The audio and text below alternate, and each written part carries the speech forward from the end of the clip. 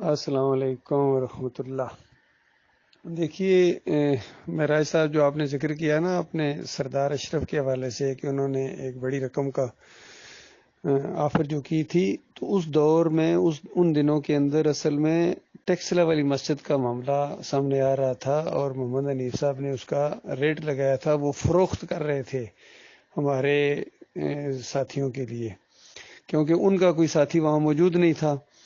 تو انہوں نے یہ آفر کی تھی کہ مسجد آپ خرید لیں، اس پر ہمارا اتنا خرچہ آیا ہے اور یہ اس کا ریٹ ہے۔ تو اس کو ہم جب اپنے اس سسٹم میں ڈسکس کر رہے تھے تو سردار اشرف نے بتایا تھا کہ اگر آپ اس کو خریدیں گے تو ایک بڑی رقم میں اس میں آپ کو یعنی مسجد کے لیے میں بھیجوں گا۔ تو آپ غور کیجئے ایک کتنا بڑا فرق شخصیت کا، نظریات کا، عقیدے کا۔ ڈاکٹر مسعود الدین عثمانی رحمۃ اللہ علیہ کی سوچ دیکھیں اور محمد حنیف کی سوچ دیکھیں۔ محمد حنیف مسجد بیچنے والا، اور پھر جب بکی نہیں، چونکہ ہم اتنی بڑی رقم تو دے نہیں سکتے تھے جتنا بڑا انہوں نے ڈیمانڈ کی تھی، تو اس کے بعد انہوں نے اس کو تالا لگا دیا۔ میں کہتا ہوں صرف یہ جرم ہی اتنا بڑا ہے محمد حنیف کا، مسجد کو تالا لگا دینا، کیونکہ وہاں کوئی سارے جتنے ہیں وہ اللہ کے سجدے والے، یعنی یہ ایسے بندے اب نہ اذان دے سکتے ہیں نہ نمازیں پڑھ سکتے ہیں، یعنی کس قدر محروم کر دیا۔ اس کو ہوش نہیں ہے کہ یہ جو بے جان چیزیں ہوتی ہیں نا، یہ بھی اللہ کی تسبیح بیان کرتی ہیں اور یہ بھی ان چیزوں کو محسوس کرتی ہیں، لیکن ہم نہیں سمجھ سکتے، اس سسٹم کو ہم سمجھ ہی نہیں سکتے ہیں۔ نبی علیہ السلام کے دور کا ایک واقعہ ہے، جس طرح ایک لکڑی کا ایک وہ جو تنا تھا، اس کے ساتھ ٹیک لگا کے نبی علیہ السلام خطبہ دیا کرتے تھے، یعنی اللہ کی تعریفیں کیا کرتے تھے۔ تو اس کے بعد میں نبی علیہ السلام نے ایک ممبر بنوایا، تو جس دن ممبر پر کھڑے ہو کے نبی علیہ السلام نے خطبہ دیا نا، تو وہ جو درخت کا تنا تھا، کھجور کا ایک درخت کا تنا، وہ اس طرح رونا شروع ہو گیا جس طرح بچے روتے ہیں کہ اب میرے سے ہٹ کے آپ ادھر چلے گئے۔ تو پھر نبی علیہ السلام اس کے قریب گئے اور اس کو ہاتھ لگایا، اور جس طرح بچے کو نہیں چپ کرایا جاتا اندازہ لگے، اس طریقے سے چپ کرایا، اور پھر وہ چپ ہوا۔ تو لیکن یہ چیزیں ایک معجزانہ طور پر یہ بات ہوئی ہے، معجزانہ طور پر نبی کو وہ آواز سنائی گئی اور سارا معاملہ ہوتا ہے۔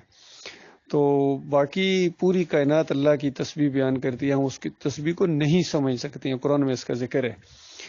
تو اسی طریقے سے وہ دیواریں، وہ اندر جو ماحول ہے، اینٹیں، مسجد، یہ سب خوش ہوتے ہیں، اور کل قیامت کے دن گواہی دیتے ہیں کہ یہاں مومن سجدے کرتا رہا ہے، یہاں مومن اللہ اکبر کرتا رہا ہے، یہاں بیٹھ کے اللہ کا ذکر کرتا رہا ہے، سبحان اللہ کہتا رہا ہے، الحمدللہ کہتا رہا ہے، اللہ اکبر کہتا رہا ہے۔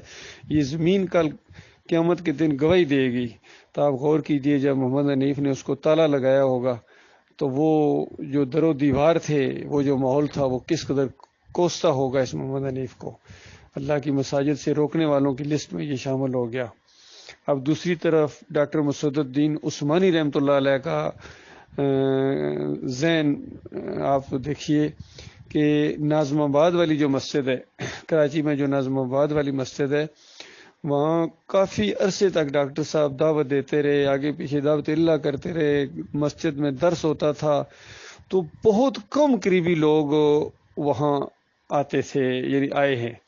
بلکہ شروع میں جب کچھ تھوڑے بہت آئے بھی، تو اس کے بعد ڈاکٹر صاحب کی جب دعوت اور کھل کے جب سامنے آئی تو کچھ لوگ کم ہو گئے۔ تو کچھ لوگوں نے مشورہ بھی دیا ڈاکٹر صاحب کو کہ ڈاکٹر صاحب ذرا ہاتھ تھوڑا ہلکا رکھیں، یہ لوگ کچھ آئے بھی تھے وہ بھی ذرا کم ہو گئے، تو اب اور کون آئے گا جب آپ کا اس طریقے سے ہوگا۔ تو ڈاکٹر صاحب نے کہا میں نے پیری مریدی کرنی ہے، میں نے سر گننے یا پیری مریدی کرنی ہے، میں تو حق بات کو بیان کروں گا۔ اور پھر چونکہ قریبی لوگ اس علاقے کے لوگ نہیں آ رہے تھے، بہت ہی کم تھے، ایک دو جس طرح کہتے ہیں شروع میں، تو ڈاکٹر صاحب نے کہا کہ اگر اسلام میں مسجد بیچنا جائز ہوتا تو میں اس مسجد کو بیچ دیتا۔ تو اس میں دیکھیے، یعنی یہ ایک ماحول بھی ہے، اور اس میں دینی مسئلہ بھی بیان کر دیا،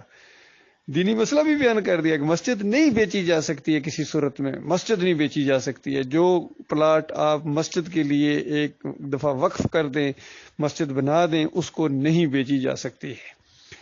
تو ڈاکٹر صاحب کا یہ ذہن ہے، اور محمد حنیف نے مسجد کی بولی لگائی، ریٹ لگایا، اور صرف یہ نہیں، اس کے علاوہ بھی دو تین جگہ یہ معاملہ پیش آیا۔ لوگ جانتے ہیں باولپور میں انہوں نے ایک مسجد بیچی تھی، اور ادھر KPK میں بھی ایک جگہ انہوں نے مسجد کو تالا لگایا تھا، تو اندازہ لگائیے یہ چیز ان کے حصے میں آئی ہے۔ اللہ تعالیٰ ان کے شر سے اپنی پناہ میں رکھے۔